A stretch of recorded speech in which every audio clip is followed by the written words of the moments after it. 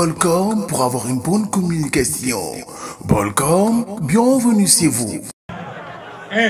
Fii ay xale nekkuñu fi yéen a ngi dégg ay affaire dib ak ay ngaaxa blende loolu yëpp affaire rap la rek du dara yéen a ngi comprendre loolu du dara bu leen ko yëkkati quoi waaw moom nag dafa taxaw ne man la bëgg sama biir xol ma tourné ne ko loo bëgg rap mu ne ngaaxa blende waa léegi ba ma jox la nga rap rek comme que jaral na la ay jooy kay ah ma jox la mais déglu leen ko nag déglu leen ko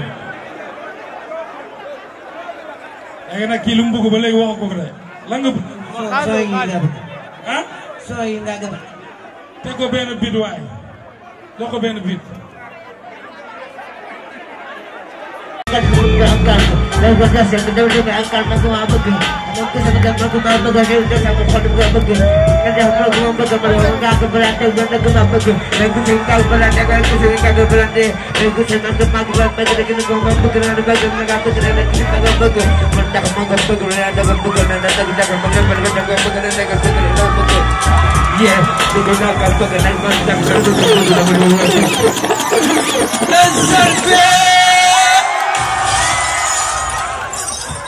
Merci, merci.